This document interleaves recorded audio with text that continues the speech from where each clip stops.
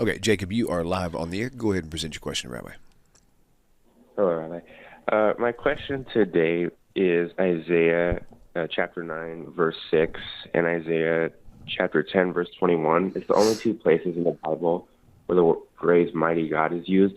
A Christian told me the other day that Jesus is the Son mentioned there, and they're trying to connect it to the remnant that's mentioned in verse 10, not verse 10, chapter 10, verse 21. And they're trying to say that Jesus is the mighty God.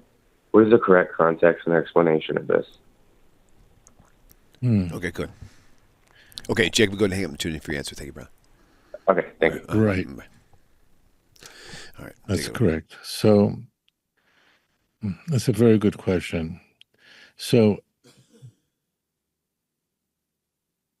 Chizkiyahu's name is called the Mighty God. But why was he given such a name? And as it turns out, it's very common amongst Jewish people to be given theophoric names. That's an interesting term. So one must read Isaiah 36 and 37. One should pore over 2 Kings 18 and 19. One should indulge in 2 Chronicles chapter 32 to see why the mighty God is operating here and deliberately here. What is the context? You'll see why the mighty God is used here. Because remember Rav Shaka, who was he? He was an apostate Jew, but he wasn't a Jew for Jesus. He was a Jew for the Assyrian gods. He told the people in Jerusalem, why are you listening to the advice of Hezekiah and you're relying on your God? Look very carefully at the text. I encourage you to see Isaiah 36 and 37. I beg you to read 2 Chronicles chapter 32. I implore you to read 2 Kings chapter 18. I beg you, 18 and 19. So what was the argument that was used by the spokesperson for the Assyrian Empire? His name is Rav Shaka. He was a very, very wicked guy. He was an apostate Jew. He was a Jew that joined the Assyrians, but he didn't just join the Assyrians, he joined their religion. And he was speaking in Hebrew. And we see today that very frequently the greatest enemies of the Jewish people are people that advertise that they're Jewish. They say, as a Jew, and then when we hear as a Jew, we know we're in a lot of trouble. He was exactly this kind of guy. So the whole argument that Rav Shaka gave to the people who represented Chizkiyahu, Hezekiah, was, why are you depending on your God? All the other gods could not save the other peoples that the Assyrian Empire had defeated. Remember that by the time we approached the 14th year of Hezekiah's rule, when this event occurs, the Assyrian Empire, Sancherib, had destroyed the 10 northern tribes and more than 40 cities in Judea, including Lachish, and had destroyed so many other nations prior to this, right? And the whole argument was, if you read it, is none of their gods were able to save them. In the north, they were worshiping all sorts of gods. And he said, their gods couldn't say, what makes you think that your God is mighty and your God is great? Now, what Hezekiah does when receiving the notes from his representatives that they recorded from the mouth of Rav Shaka, Hezekiah ran to the temple and threw it down and turned to Hashem. And his prayer essentially is, if Jerusalem were destroyed, what will the world say about you?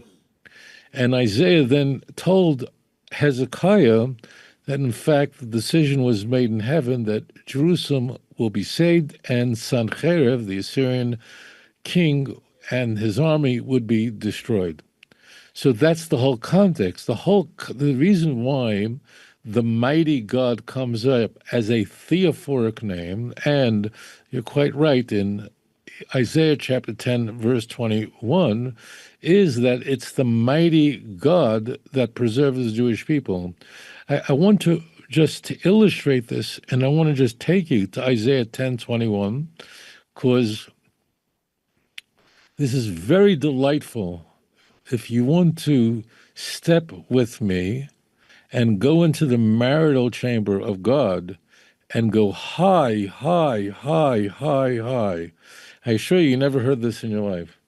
It's really quite elegant.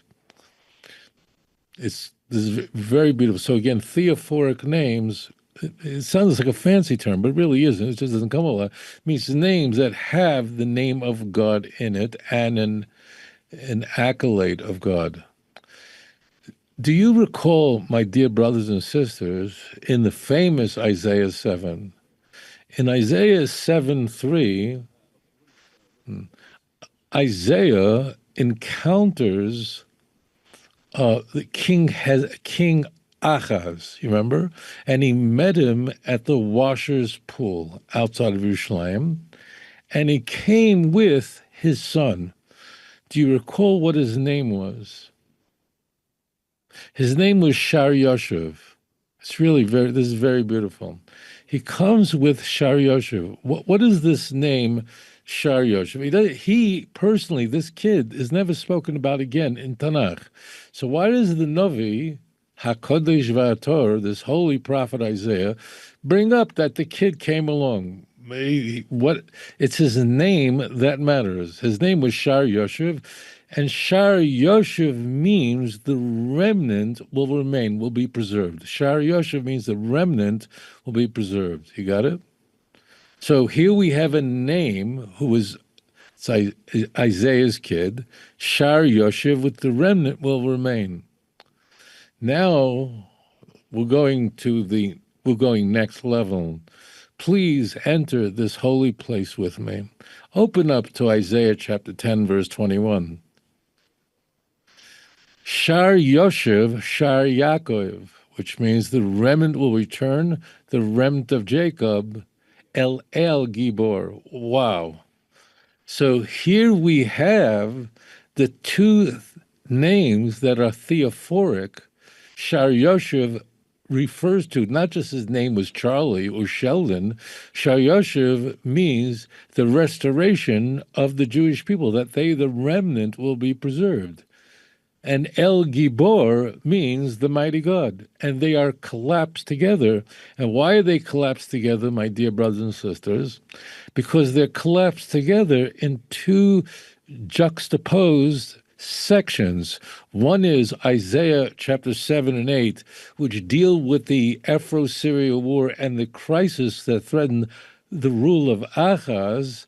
And then Isaiah 9 and 10, which discusses the crisis of Hezekiah with Sancherib seeking to the Assyrian Empire, seeking to destroy Jerusalem. And that's why they collapse together. So I want to excite you. I want you to go, wow, I read this all my life and I never noticed this. That's what's really going on here. There's not names like Sheldon came to Henry and Harvey went to this. No. Every name, every letter, every word in TaNaCh is the Holy of Holies. And she asks HaKadosh Baruch Hu for wisdom to understand it. Beg HaKadosh Baruch Hu. But please also, these three places where we have the story of the Assyrian Empire seeking to destroy Chizkiyahu is mentioned in story form. They're not identical, but they're almost identical in these three places. Again, Isaiah 36:37, 2 Chronicles 32, and 2 Kings 18 and 19. The theme in all of them is that Hezekiah inspired the nation to return to the mighty God, and the whole argument that Rav Shaka, the representative of Sancherib, was, why do you tell the Jews to rely on your mighty God? It won't happen. And you can't, even if we gave you thousands of horses, you wouldn't even be able to mount them. That's the whole mockery. And that's why it's all delicious. And that's why Kinnas Hashem Tzvos Taz Azos, the zeal of the Lord of hosts will accomplish with this, which is all found in these areas, are all triangulated throughout TaNaCh. Anyways, thank you so much for your thoughtful question. Guys, hit that like button, subscribe to the YouTube channel, go to Rabbi Singer's channel as well, and also don't forget his 2-volume book set, Let's Get Biblicals, Volume 1 and 2. The audio files are available, but the CDs are not, but they're available on his website. The MP3. Let me say, Yeah. I want to just one other thing Go for ahead. you guys. Listen carefully. Go ahead. No attention to that man. No, listen to me. It's so important. If you believe in the work that William is doing, that we're doing here, whenever you watch any of our videos, please like it and please share it. It's very important because it really affects the algorithm so that our videos are spread around. So really it's very, very important that whenever you see a video of William, a video of mine, it's very important to like it. I hope we like it. Yeah. But if you do, don't just pass it. Just make sure you like it and make sure that you subscribe to channels because it really has a very big impact on spreading Torah throughout the world. It's very, very important. You should really go through our videos and make sure that those videos that you haven't liked yet, you do like them. It really has a very, very big impact on spreading this message. Anyway, shalom. Yeah. And commenting on them also helps generate views as well, so it kind of refreshes them on the system. So, Yeah. Rabbi, thank you. Great show, and we'll see you, Hashem willing, same time, same place next week. Shalom, everyone. Yeah. Bye. If you enjoy this channel and the content, and it has changed your life, or perhaps the life of a loved one or a close friend, would you please consider supporting this work? You can click this link and it'll take you directly to my website with the donate button. Or there's a Patreon link and a mailing address for snail mail if you would prefer. If you do donate, please do me a favor and leave me a phone number where I can contact you and thank you properly. I hope you all have a wonderful 2025. Shalom.